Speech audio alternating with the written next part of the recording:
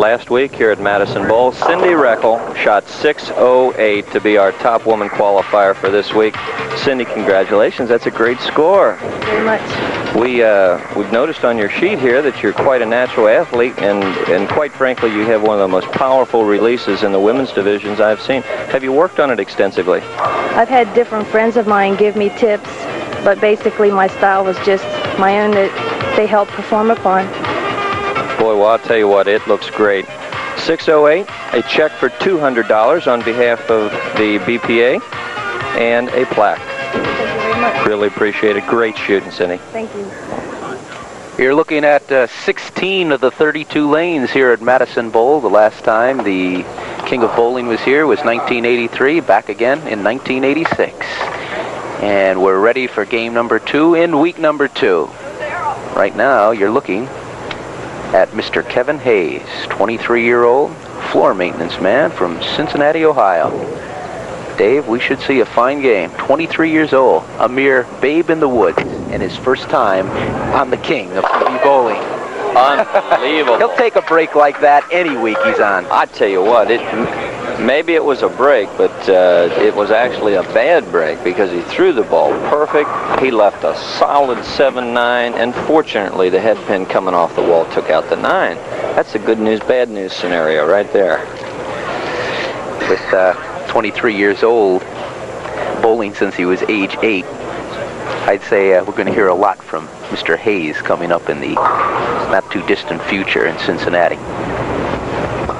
Of course, he's going to have his hands cut out, or his work cut out for him. His hands full. Hopefully his hands won't be cut out. It's tough to bowl Mixing my metaphors here. He's got his hands full with Daryl Higgins, because Higgins, in the 4th game of 1986 here in the Hudepohl King of TV Bowling, rolls a 2.69, and that puts him in the catbird seat for the TV that will go to the high score by our sponsor, 7-Up. And Daryl Higgins doesn't mind watching strikes like this on TV, especially when they're his own. Right where he left off, he knows that the answer to winning this game is actually pretty simple. Tom, I worked this out yesterday. If you strike a lot, your chances of winning are pretty good, Bo. Yeah, that's correct. Socrates knew rat over here. You have to practice a lot, though, to keep those strikes coming. Boy, do you. I really haven't had all that much time to practice, and it surely shows in my scores. 2 in a row for Daryl Higgins. I'll tell you what, let's take a look at this. His footwork couldn't have been too much worse. He actually sticks right here. Watch it. See him there? He hops to the right, but his arm swing is so pure that ball couldn't have been placed more perfectly in a 1-3 pocket. I'll tell you what, Daryl Higgins has got it all together today. You're looking at Kevin Hayes, 23 years old. Bowled a 300 3 years ago, and yes, that makes it 20 years old that he bowled that 300, but this time leaves the 10 pin. Now the ball was pretty weak on that shot.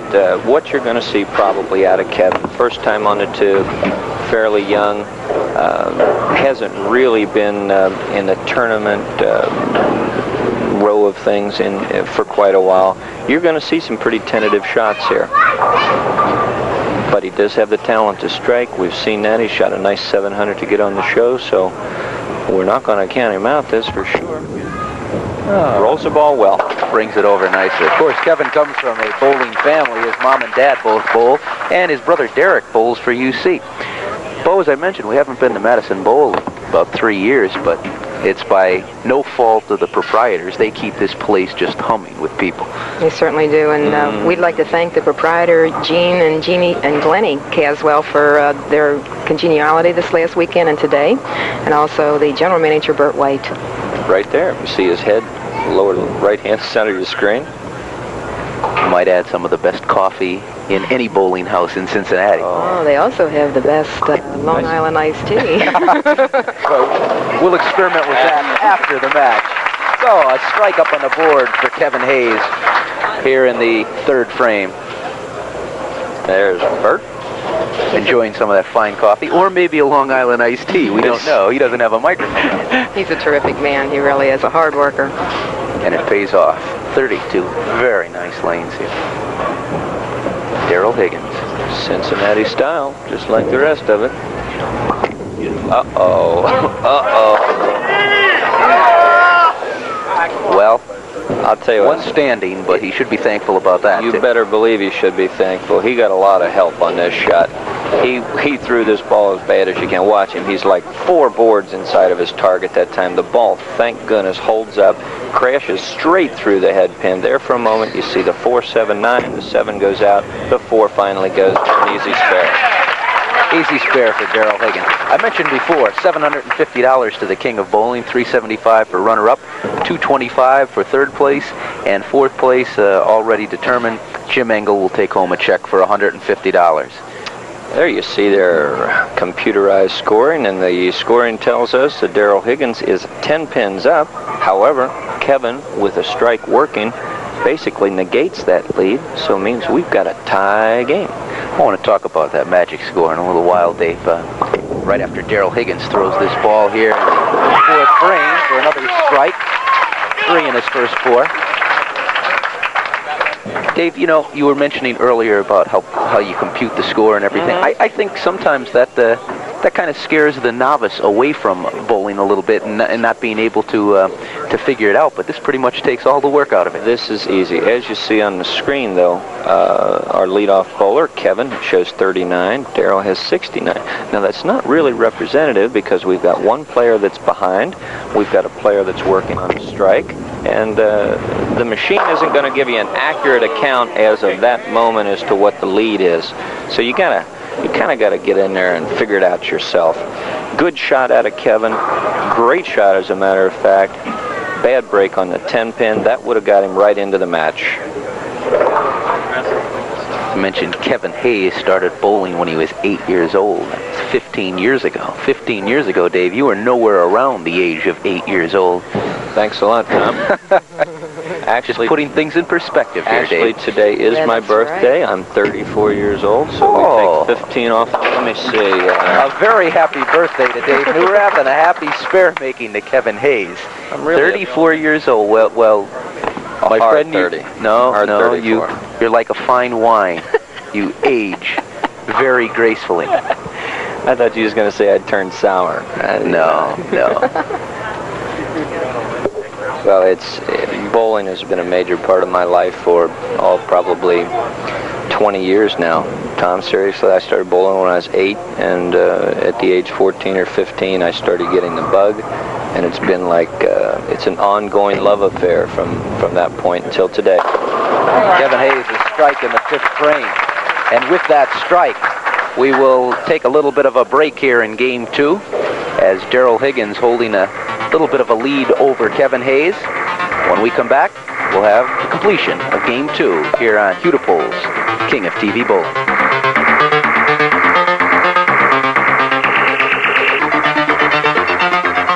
Number 2 and week number 2 of the BPA and Hudepohl King of TV Bowling. Daryl Higgins holding a 10-pin lead with the strike working. And there is Mr. Daryl Higgins, winner in the first game by a sizable 60-pin margin over Jim Engel, 269 to 209. That, by the way, in the 4th game of the 1986 season here in the Hudepohl King of Bowling, is the high score. And this man owns it, Daryl Higgins, in the 5th frame, as he's done in the last 3 frames, a strike. 4 strikes in 5 frames. Daryl Higgins not showing any signs of nerves by the lights or the cameras or anything for his first appearance. With that shot, he just increased his lead to 20 pins, and he gives us a big smile. That's the way to do it. Today, a lot of people at home, too, this game is probably more sensitive, or at least as sensitive as any sport, to equipment. What you see on the rack is all urethane equipment. Daryl's throwing the hammer, the black hammer. And throwing it rather well. And it looks like a hammer too, right? It is a game of equipment, execution, muscle memory.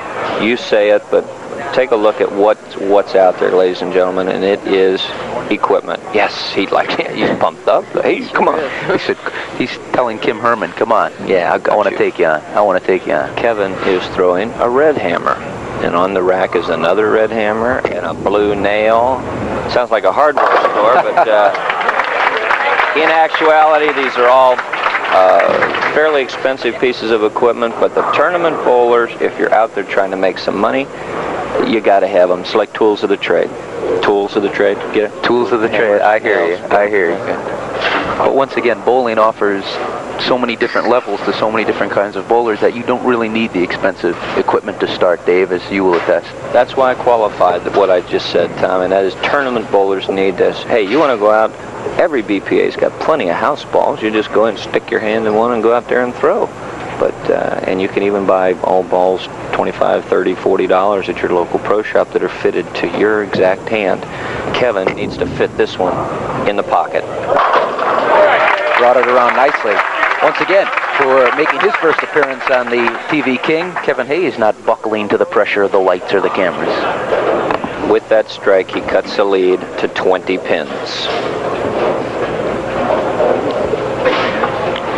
20 pins, the difference between these two competitors.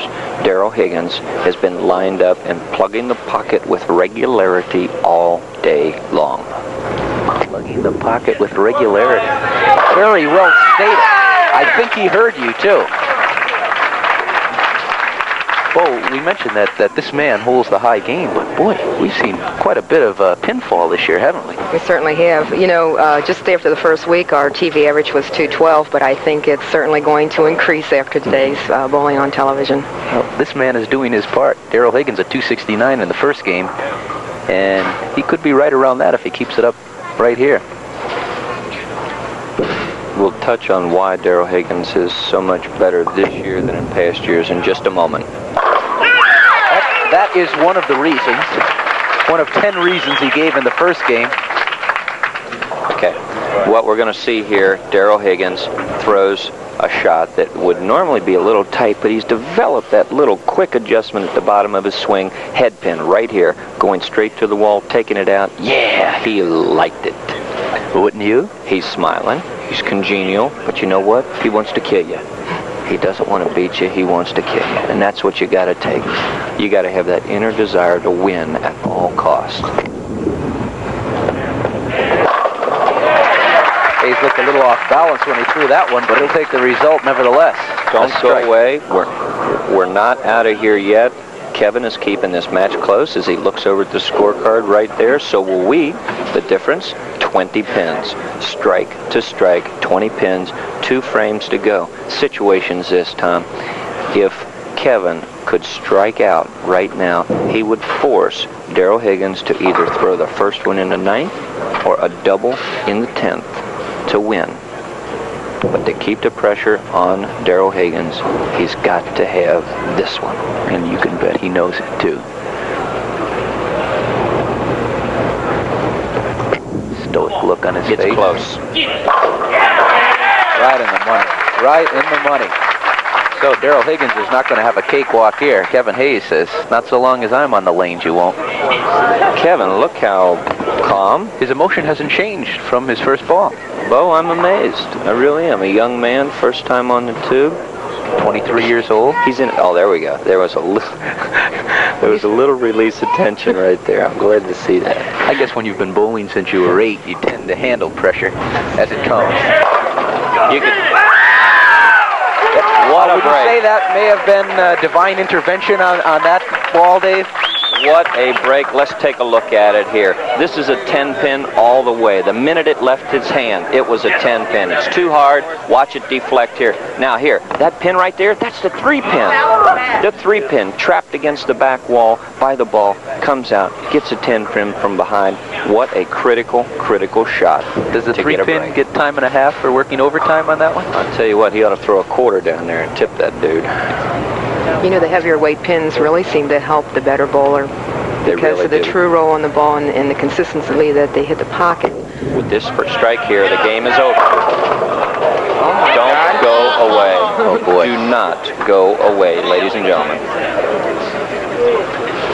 The 10-pin dove into the pit ball before. He now has the 10 pin standing along with its partner, the 8. Dave, how do you go about making this one, or attempting to make it? Throw hard and hope. That's exactly what Daryl is doing. Takes out the 8 pin, and that's all. An open frame for Daryl Higgins. It's very easy to figure out. Kevin has to strike on the first ball. If he strikes on the first ball, that puts him in position to strike on the second ball. And then he wins. Daryl Higgins finishes out 245 to go along with his 269 of the first game. He's got to have this one. This is where we see what a guy is really made out of, right here. 10th frame. There it is.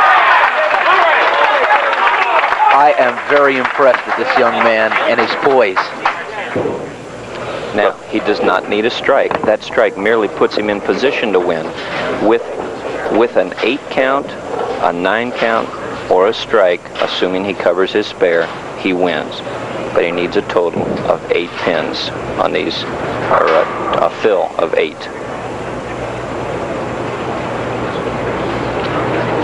Kevin Hayes. First time on Hudepohl's TV King of Bowling. And his nerves have been pushed to the limit. Keep in mind, 8 is the magic number. It's there. He's got it. What a come from behind victory by this guy. Kevin Hayes has really shown me something here.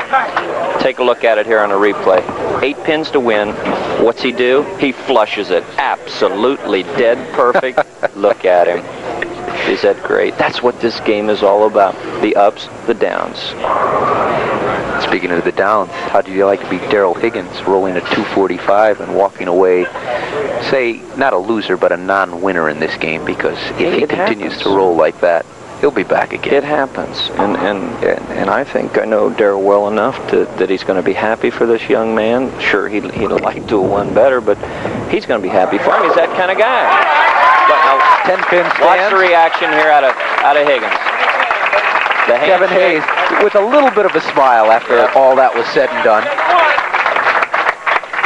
So now, Kevin Hayes is going to go on to meet the king, Kim Herman, after knocking off Daryl Higgins 258 to 245. When we come back, that championship match between Hayes and Herman right after this.